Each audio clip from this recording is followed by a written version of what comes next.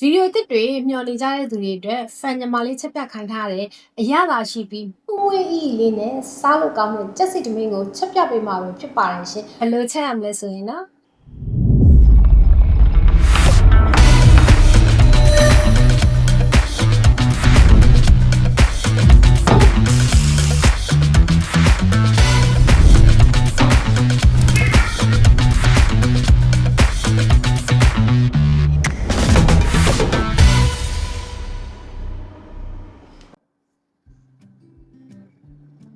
ကျက်သားရဲ့အညစ်အကြေးတွေတန့်စင်ဖို့အတွက်စားနဲ့ရှက်လကရင်းနဲ့ဆေးလိုက်ပါမယ်ရှင်3 မိနစ်လောက်ကျက်သားကိုစားနဲ့ရှက်လကရင်းနဲ့နှက်ဆက်အောင်ပုတ်တက်နေပြရပါမယ်ရှင်ပြီးရင်တော့ရေပြောင်းစင်အောင်ဆေးရပါမယ်ဒါမှအညစ်အကြေးတွေတန့်စင်သွားတော့ပြုတ်တဲ့နေရာမှာအရေးကြီးတက်တောက်လို့ရပါမယ်ရှင်ကျက်ပြုတ်ရည်လုပ်ဖို့အတွက်ရေဆေးတန့်စင်ထားတဲ့ခြင်းကိုပပလေးပါမယ်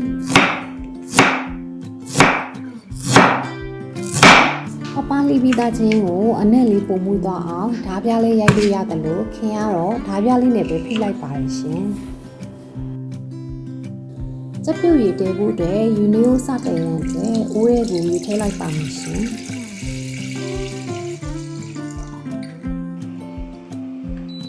စက်ပြုတ်ရည်အတွက်စက်သားလေးပြုတ်လိုက်ပါမယ်ရှင်ရင်နွေးရည်ဆူလာရင်တန့်စင်ပြီးသားစက်သားချင်းချစ်တုံမိတ်ကိုထည့်ပြီးဟင်းရည်ဆူလာတဲ့ထိထည့်ထားလိုက်ပါဒီနေရာမှာလေတကယ်လို့ရင်နွေးဆူလာလို့အမြုပ်လေးထားလာလို့ရှိရင်ခက်ပြီးထုတ်လိုက်ပါရှင်ကြက်စီတမင်းအတွက်ကြက်ရည်ကိုလေးကြော်ပြီးကြက်စီထုတ်လိုက်ပါအောင်မယ်ရှင်ဘိုးရဲကိုကြက်ရည်ကိုနေထည့်ပြီးသွားလို့ရှိရင်လေမီးအလဲလောက်နဲ့ပဲဖြည်းဖြည်းလေးကြက်စီထုတ်ပေးပါရှင်ဒီပြင်းနဲ့ကြက်စီထုတ်လို့ရှိရင်လေကြက်စီတောက်တက်လို့ဒီထားပါရှင်ဒီတော့လေကြက်ရီဝင်ထည့်တဲ့နေရာမှာလေကြက်ရီဝင်မှာရေမပါအောင်လို့တစ်ရှူးနဲ့မကြော်ရမဲကနေတုတ်ပြီးထားရင်တော့ပိုကောင်းပါမယ်ရှင်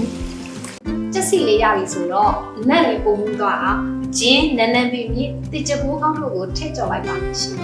ကြက်စီလေးရပြီဆိုတော့ဆယ်လိုက်ပါမယ်ရှင်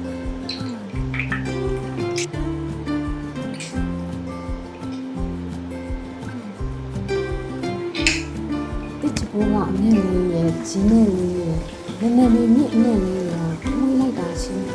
သမီးလေးကတော့စားကောင်းတော့မှာပဲနည်းလေးရမှုလာပြီဆိုတော့ခင်ကတော့အခက်လေးကိုဆယ်လိုက်ပါမယ်ရှင်စီကြီးတက်ပါမယ်ရှင်ခင်ကတော့လေသမီးကိုဖြူဖြူတန်တန်လေးပဲလို့ရှင်လို့အဖက်မီယူရဲ့စီပဲတိတ်ယူရပါရှင်ကြက်စီလေးရပြီဆိုတော့ဆန်လေးကိုနီညောင်တန်းတဲ့အထိကြော်လိုက်ပါမယ်ရှင်ဆန်ကိုလေခင်ကမနေ့စောစောထားပြီးမနေ့6နာရီလောက်တည်းကဆန်ပွားအောင်လို့ရေစင်အောင်ဆေးပြီးရေစင်ထားတာပါကျက်စီနဲ့ဆန်လေးလော်တဲ့နေရာမှာလည်းမီးအေးလေးနဲ့လော်ရပါမယ်နော်မီးပြည့်ရင်ဆန်တွေအယောင်မကြီးပဲဖြစ်မှာဆိုလို့ပါရှင်စိတ်ရှိရှိနဲ့လော်လာလိုက်တာဆန်အနက်လေးမွေးပြီးအယောင်လေးတက်လာပါပြီဆန်လေးရောင်ကြောင်းလာပြီဆိုတော့ခမေးပေါင်းလေးနဲ့ပြောင်းချက်လိုက်ပါမယ်ရှင်ကြက်ပြည့်လေးရပြီဆိုတော့ကြက်သားလေးဆယ်လိုက်ပါမယ်ရှင်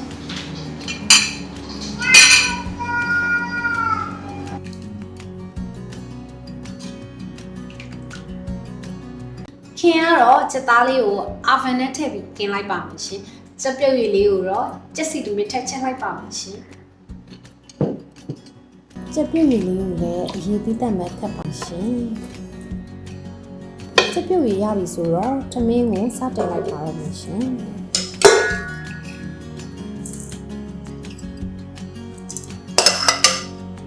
ခင်ကတော့ဆန်နိုးစီဘူး3လုံးတည်ထားတဲ့အတွက်ကြောင့်မို့လို့ကြက်ပြုတ်ရည်ကိုလက်တစ်ချက်ပဲထည့်ထားပါမယ်ရှင်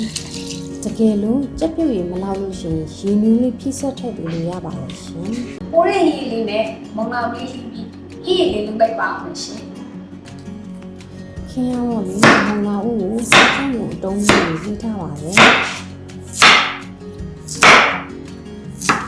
ချက်ကင်လို့ဖို့အတွက်စပါးလေးကိုအာဖန်နဲ့မထည့်ခင်မှာခင်းစီနဲ့ပြားရည်နဲ့နည်းနည်းလောက်ထည့်ပြီးနေလိုက်ပါမယ်ရှင်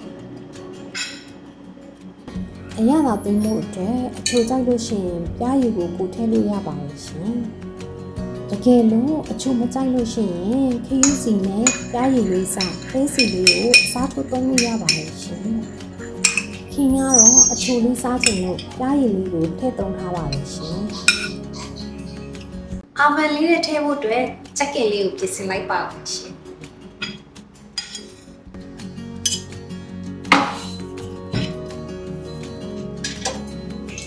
ကြက်ကင်ကိုလေအာဗန်မရှိလို့ရှိရင်လည်းဒဲဝန်းနဲ့ကြော်လို့ရပါတယ်နော်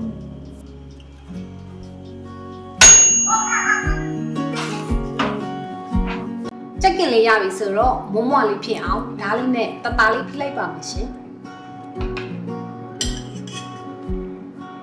ကင်မီတဲ့ကြက်ကင်ကိုလေခင်ကအိမ်စားဖို့အတွက်မို့လို့ဓာတ်လေးနဲ့ဖိလိုက်တာပါ